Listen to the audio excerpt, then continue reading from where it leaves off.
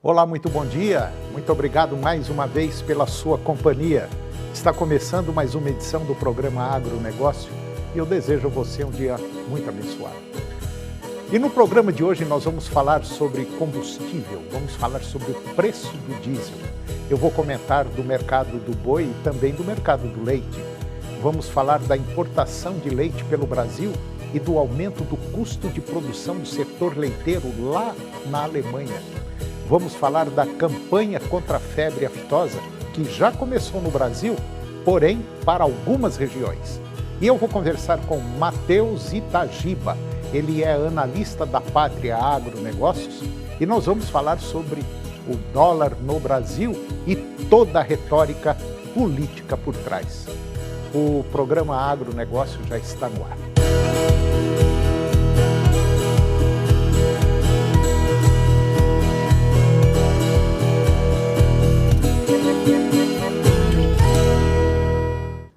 Eu começo o programa de hoje falando sobre combustível, sobre o preço do diesel. A Petrobras anunciou que a partir do último sábado de abril, dia 29, o preço médio de venda de diesel para as distribuidoras está mais barato. O combustível passará de R$ 3,84 para R$ 3,46 por litro, uma redução de 38 centavos ou 9,89%. Considerando a mistura obrigatória de 88% de diesel e 12% de biodiesel para a composição do combustível comercializado nos postos, a parcela da Petrobras no preço ao consumidor será em média R$ 3,05 a cada litro vendido na bomba. A Petrobras lembra que o valor efetivamente cobrado ao consumidor final no posto, ele é afetado também por outros fatores, como impostos, mistura de combustíveis e margem de lucro do distribuidor. Esse é o quarto reajuste que a estatal promove no diesel este ano e o sexto corte nos preços dos combustíveis. E agora vamos comentar sobre o mercado do boi. O mercado do boi gordo no Brasil, ele convive com um cenário de oferta elevada e também de queda nos preços da arroba e também da carne bovina, em função do ciclo positivo do boi. De acordo com Fernando Iglesias, que é analista das safras e mercado, os frigoríficos estão com escalas confortáveis, com estoques elevados e existe aí uma grande oferta de animais para entrar nas escalas de abate, além dos custos de produção, milho e soja, em queda. E por conta do ciclo positivo do boi, que deve se acentuar em maio deste ano agora, será um ano de oferta elevada. Vale lembrar que nós estamos vendo um grande descarte de matrizes também. E esse cenário ele tem pressionado os preços do boi gordo e da carne bovina aqui no Brasil, que seguem em viés de queda, sendo essa a tendência no curto prazo. Em São Paulo, por exemplo, a semana iniciou com negócios pela arroba na casa aí de 280, isso preço médio. E nós estamos fechando a semana com negócios entre 260 e R$ 265, uma queda muito acentuada. E é de se esperar uma queda nos preços da carne bovina também no mercado atacadista.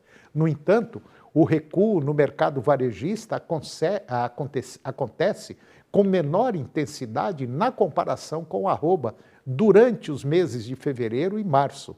O Brasil ele teve as suas exportações de carne bovina impactada por um mês após o embargo da carne bovina com destino à China, devido a um caso atípico de mal da vaca louca em território nacional. E na visão do analista Fernando Iglesias, a partir da segunda quinzena de maio, nós deveremos ver uma normalização dos embarques da proteína com destino ao país asiático. E agora vamos falar sobre o mercado do leite. Pesquisas do CEPEA, que é o Centro de Estudos Avançados em Economia Aplicada da Exalc-USP, essa pesquisa mostra que o preço do leite cru, captado por laticínios em março, chegou a R$ 2,81 por litro, isso na média Brasil líquida. altas de 2,4% frente ao mês anterior e de 10,8% em relação a março do ano passado, isso em termos reais.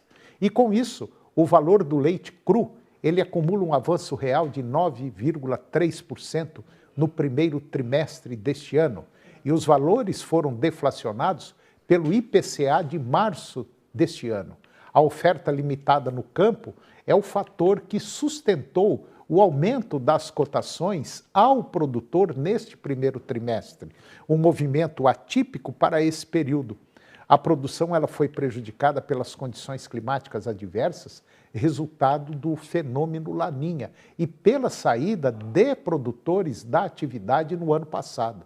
O índice de captação leiteira do CPEA, ele recuou 2,8% de fevereiro para março, isso na média Brasil, acumulando queda de 6,7%.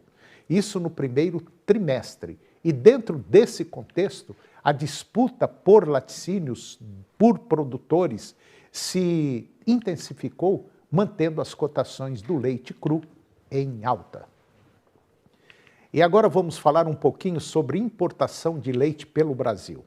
Dados da SECEX mostram que no primeiro trimestre o volume importado de leite foi 3 vezes maior que o do mesmo período do ano passado. Apenas em março foram internalizados 209 milhões e 500 mil litros de leite em equivalente leite. E essa quantidade representa cerca de 10% do total de leite cru industrializado pelos laticínios brasileiros. Isso levando-se em conta a média dos valores de março de 2020, março de 2021 e março de 2022, que é da pesquisa trimestral do leite do IBGE. Agentes do setor acreditam que os preços do leite cru, eles podem seguir firmes em abril, fundamentados na aproximação do período de entre-safra e também na consequente diminuição da produção no campo. Contudo, a demanda enfraquecida e o aumento das importações podem frear a intensidade desse possível avanço nos preços, inclusive na percepção dos agentes do setor. Esses dois fatores têm potencial para amenizar as variações a partir de maio, o que implica na expectativa de um segundo trimestre menos volátil que o do ano anterior. E agora vamos falar sobre o setor leiteiro lá na Alemanha, que passa por momentos críticos em relação ao aumento dos custos de produção, igual aqui no Brasil. Os custos para os produtores de leite da Alemanha atingiram uma alta histórica, coincidindo com as contínuas quedas nos preços do leite para os produtores. Pelo menos é o que aponta a European Milk Board. A European Milk Board é um grupo abrangente de organizações de produtores de leite da União Europeia. Pelo menos esse grupo citou dados da Alemanha que descobriram que os custos de produção para os produtores de leite ficaram, em média, 52 centavos de dólar por quilo, ou dólar por quilo em 2022, enquanto o preço médio ao produtor no mesmo período foi de 58,2 centavos de dólar por quilo. Os preços ao produtor na Alemanha, assim como em outros países, continuam caindo devido aos volumes mais altos e à queda na demanda. Pelo menos disse esse grupo de pesquisa que empurra a cobertura de custos de longo prazo para o setor cada vez mais longe. Enquanto isso, os formuladores de política da União Europeia estão insinuando que simplesmente deixarão essa tendência continuar e não veem nenhuma necessidade, por exemplo, de reduções voluntárias de volume, pelo menos é o que disse um conselho agora em comunicado. Esta é uma má notícia tanto para os produtores quanto para os consumidores, porque em vez de recorrer a um instrumento de crise testado e comprovado, de cortes voluntários de volume e finalmente introduzir as reformas necessárias para estabilizar a produção de leite na União Europeia, o setor está sendo levado de uma volta a uma grave crise. O MB, que é o Europa Milk Board, está pedindo a implementação de um programa de responsabilidade e também de mercado, que desenvolveu para funcionar como um instrumento de crise legalmente ancorado para neutralizar o déficit crônico de custos. E agora vamos falar sobre a vacinação contra a febre aftosa.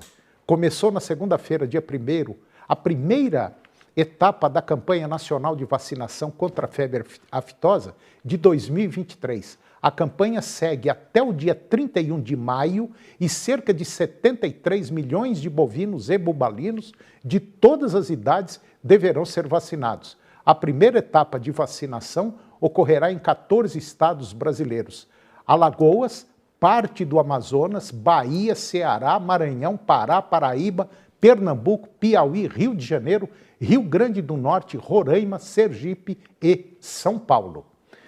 Conforme o calendário nacional de vacinação, além de vacinar o rebanho, o produtor também deve declarar ao órgão de defesa sanitária animal do seu estado. A declaração de vacinação deve ser realizada nos prazos estipulados pelo Serviço Estadual de todos desses estados, e os estados do Espírito Santo, Goiás, Mato Grosso do Sul, Minas Gerais, Tocantins e Distrito Federal, pertencente ao bloco 4 do Plano Estratégico 2017-2026 do Programa Nacional de Erradicação da Febre Aftosa, não vacinarão mais seus animais nesta etapa, conforme portaria 574, publicada no dia 3 de abril. E depois do intervalo, nós vamos falar sobre o início de uma campanha que vai ser voltada para o setor agropecuário, e eu vou conversar também com Matheus Itagiba, é analista da Pátria Agronegócios, e nós vamos falar sobre o dólar aqui no Brasil e toda a retórica política que tem por trás. O programa Agronegócio volta depois do intervalo.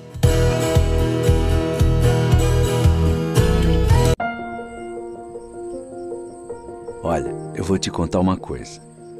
Meu pai é produtor rural há 30 anos e eu tenho o privilégio de ver ele trabalhar todo dia com muito orgulho do que faz. Ele me ensina muito para que eu possa produzir também algum dia. Ele me ensina sobre as sementes, rentabilidade, solo e muitas outras coisas. Ele cuida bem da produção, mas eu sei que ele só cuida bem da produção porque há 30 anos o Senar Goiás cuida bem dele. São cursos, assistência técnica, visita, instrução, tudo por ele. E eu sei que quando chegar a minha hora, o Senar também vai cuidar de mim.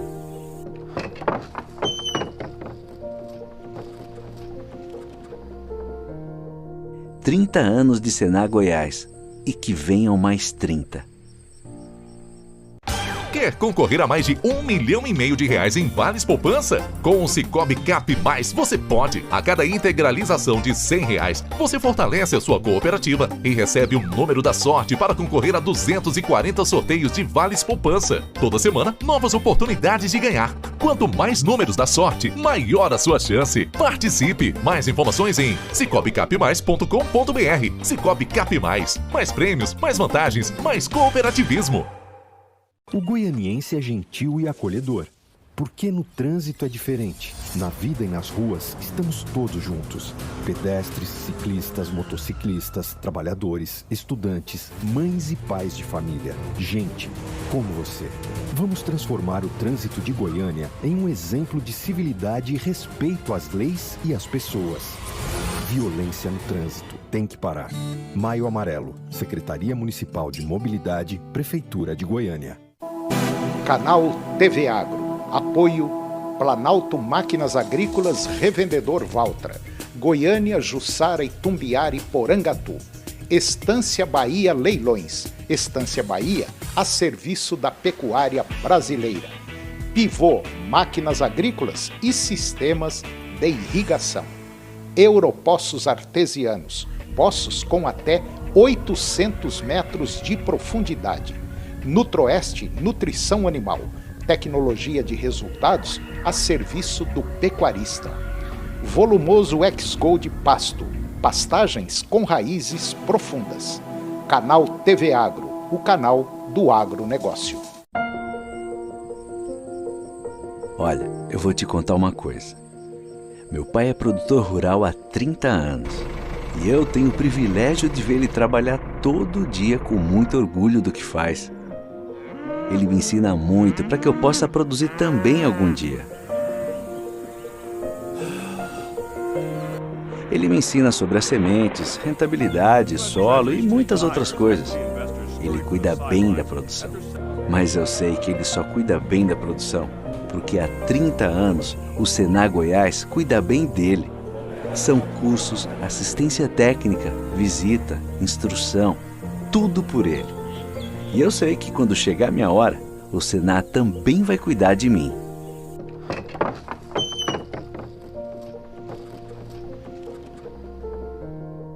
"30 anos de Senar Goiás e que venham mais 30. Agronegócio. Oferecimento no campo ou na cidade. Safra Irrigação 3928-4020. Moinho Fino. A delícia que é o nosso café de todos os dias. Puríssimo. Senar Goiás, a maior escola da terra. Mega Telecom. Soluções em TI e Telecom para sua empresa.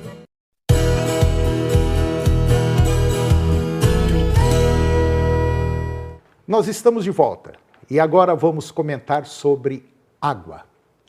Precisando de água na sua propriedade, a Europoços Artesianos ela tem a solução.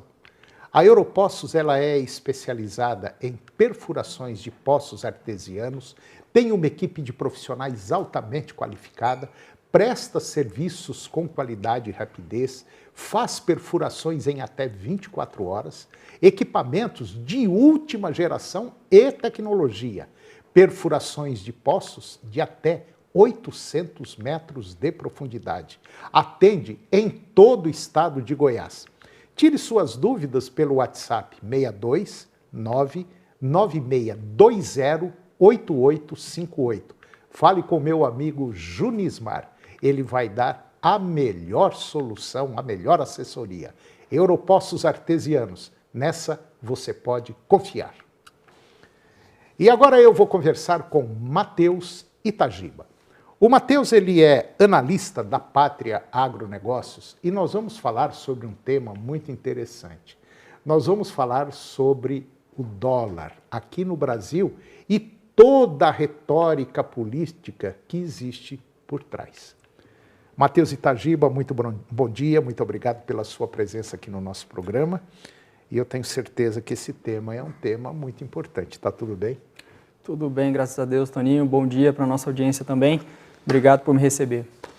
Pois é, Matheus, tá aí vem para cá, vai para lá, sobe dólar, desce dólar, muita gente falando para trocar a forma de negociação entre os países, fazer com moeda local. E nós já temos países que já começaram a fazer essa troca, ao invés do dólar, moedas locais, principalmente com um grande cliente que é a China. Acho que era tudo que a China estava querendo, né?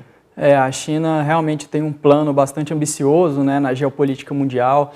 Como a gente vê desde a guerra lá na Ucrânia, a China não deixou de aproveitar, né, para se alinhar com a Rússia, e desde aquele tempo eles têm se aliado cada vez de forma mais forte, né? Inclusive construindo um gasoduto que liga a Rússia até a China. A Rússia está vendendo uma grande quantidade de petróleo e de gás para a China, então existe esse bloco geopolítico muito, muito forte e que tem suas ambições, né?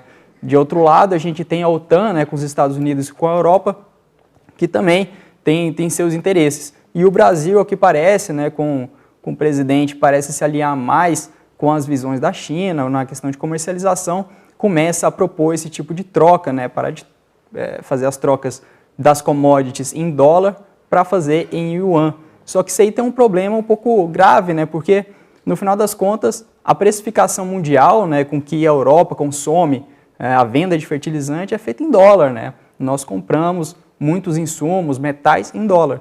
E aí fica essa confusão, né, de informação até que ponto que vai ser feito em yuan e não em dólar, como é que vai ser feita essa paridade, como que isso vai impactar também no bolso do produtor, né? 1945, Segunda Guerra Mundial, foi quando tomaram a decisão de, vamos dizer assim, de regular o planeta pela moeda dólar. E agora parece que começa a ficar aí evidenciado uma divisão. Uma divisão dela está bem característica. De um lado, Rússia, China, aquela parte da Ásia, que é muito grande. Nós temos agora aí uma Índia passando a população superior à da China. Isso é um outro problemão. O mundo hoje depende muito da China e da Índia.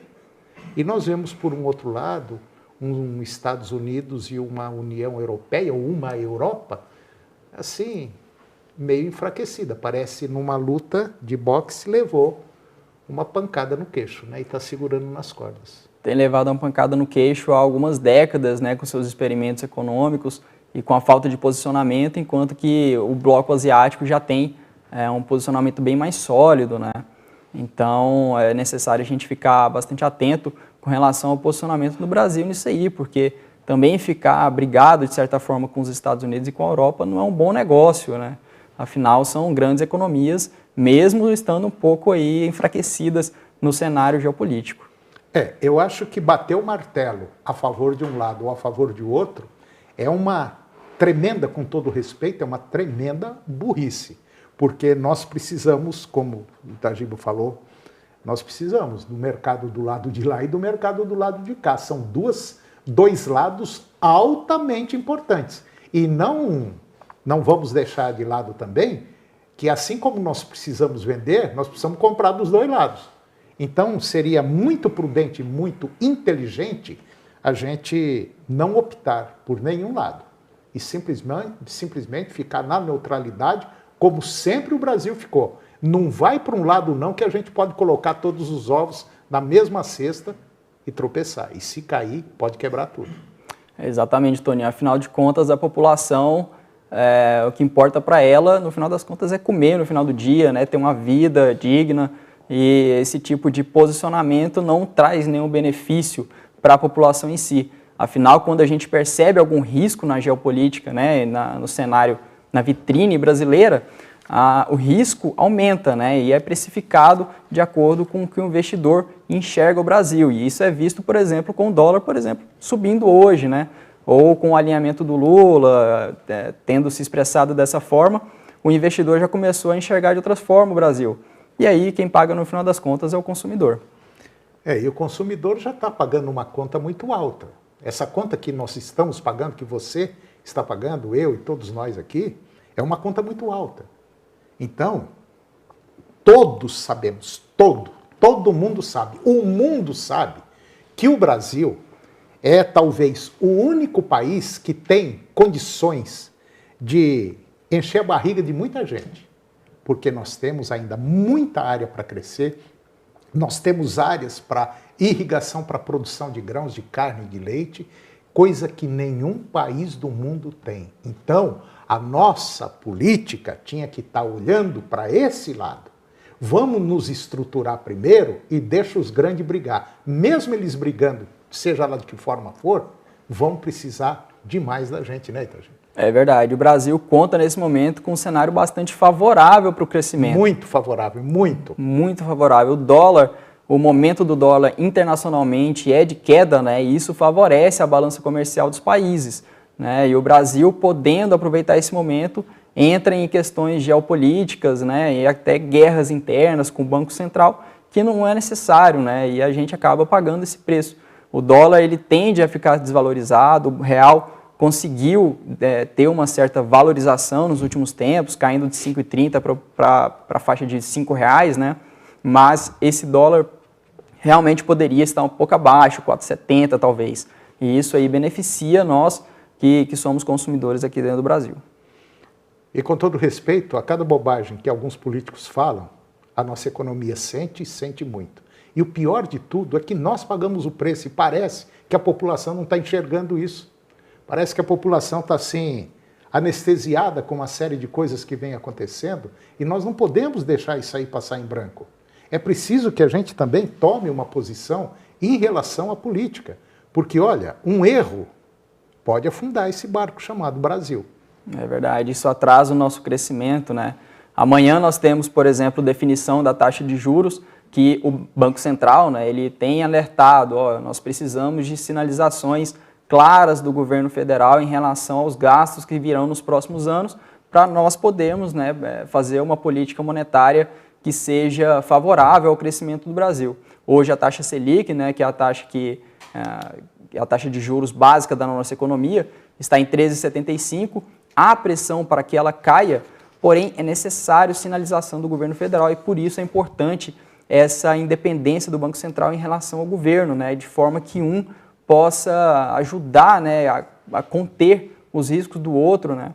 Então é necessário que haja esse alinhamento e esse olhar mais cauteloso para o brasileiro hoje no Brasil.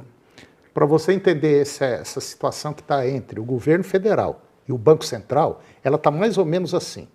O presidente do Banco Central fica exigindo do governo uma posição sobre a política econômica, o que vai ser feito, como vai ser feito, de que forma vai ser feito. E o governo federal não passa isso, porque não tem até agora.